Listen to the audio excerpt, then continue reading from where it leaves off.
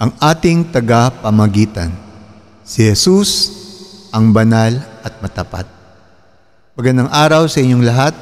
Sa ating panahon ngayon, napakaraming mga pagsubok at temptasyon na nagiging sanhi ng ating pagkakasala. Lahat tayo'y nakakaranas ng mga pagkatalo sa ating buhay espiritual. Minsan, pakiramdam natin ay hindi tayo karapat-dapat lumapit sa Diyos dahil sa ating mga pagkakamali. Ngunit sa pamamagitan ng mga talatang ito mula kay Juan, nais ng Diyos na ipaalala sa atin na may tagapagtanggol tayo, si Jesus, ang ating tagapamagitan sa harap ng ating Ama. Si Jesus na matuwid ang nagbigay ng kanyang buhay upang tayo ay mapatawad at muling maging karapat-dapat sa Diyos. Ang ating pong talata ngayon ay mula sa unang Juan, Kabanata 2, 1 hanggang 2. Mga anak ko, sinusulat ko sa inyo ang mga bagay na ito upang kayo'y huwag magkasala. At kung magkasala man tayo, may tagapagtanggol tayo sa Ama. Si Jesucristo na matuwid, siya ang handog na pampalubag-loob para sa ating mga kasalanan at hindi lamang sa atin, kundi pati sa buong mundo. Simulan po nating pag-usapan at talakayin ang pagkakasala at pagkakataon ng pagbabalik loob.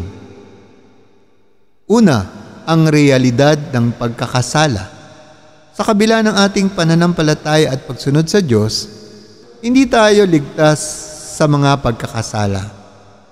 Sinabi ni Juan na isinulat ko sa inyo ang mga bagay na ito upang kayo'y huwag magkasala. Ang layunin ng mga aral na ito ay hindi lamang para turuan tayo kung paano mamuhay ng matuwid, kundi upang maiwasan natin ang pagkakasala. Ngunit alam ni Juan na tayo'y mahina at may mga pagkakataon na magkakasala tayo. Kaya't binibigyan tayo ng pag-asa at gabay. Ikalawa, ang solusyon sa pagkakasala. Habang may pagkakasala, hindi tayo mawawala sa mga kamay ng Diyos. Kung magkasala man tayo ay may tagapagtanggol tayo, si Jesus. Siya ang ating tagapamagitan at ang ating tagapagtanggol sa harap ng Diyos Ama. Hindi tayo nag-iisa sa ating mga pagkakatalo. Si Jesus ay laging naroroon upang mamagitan at magbigay ng kapatawaran. Ano po ang solusyon? Si Jesus ang matuwid at banal na tagapamagitan. Si Jesus bilang tagapagtanggol, sinabi ng talata na si Jesus ay matuwid. Siya ay perpektong tagapagtanggol dahil siya ay walang kasalanan. Bilang walang kapintasan na anak ng Diyos, siya ang tanging may kakayahang mamagitan sa atin sa Diyos. Si Jesus ang nagdala ng ating mga kasalanan at pinarusahan sa krus upang makamtan natin ang kapatawaran at pagkakasundo sa Diyos. Ikalawang bahagi ng solusyon. Si Jesus handog na pampalubag loob para sa kasalanan ng mundo. Hindi lamang tayo, kundi pati ang buong mundo ay tinubos ni Jesus. Ang kanyang sakripisyo ay para sa lahat ng tao. Hindi ito limitado sa iilang tao lamang, kundi ang kanyang kamatayan ay isang handog para sa lahat. Ang ating kaligtasan ay nakasalalay kay Jesus at siyang nagbukas ng daan upang tayo'y magkaroon ng direktang ugnayan sa Diyos.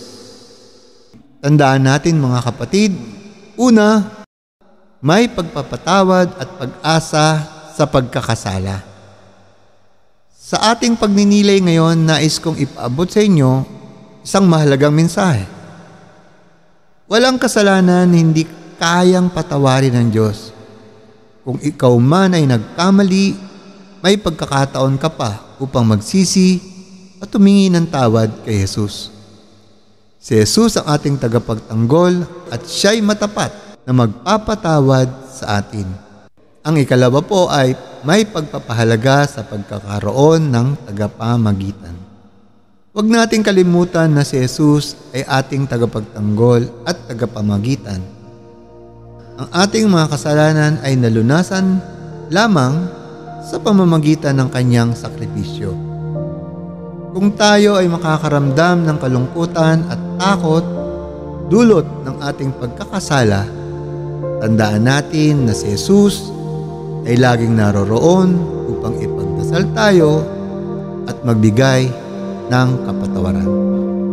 Mga kapatid, sa ating patuloy na paglalakbay sa ating pananampalataya, sana'y patuloy nating alalahanin na si Jesus ay laging naroroon bilang ating tagapagtanggol.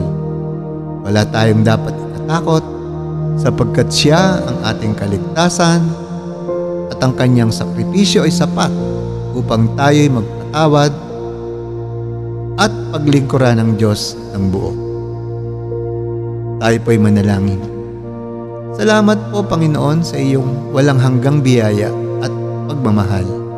Salamat po sa pagpapadala ng iyong anak na si Jesus upang siya ang maging tagapagtanggol namin sa harap ng Diyos Ama. Tinatanggap namin ang kanyang sakripisyo at ipinagpapasalamat namin ang kapatawaran na ipinagkaloob mo sa amin.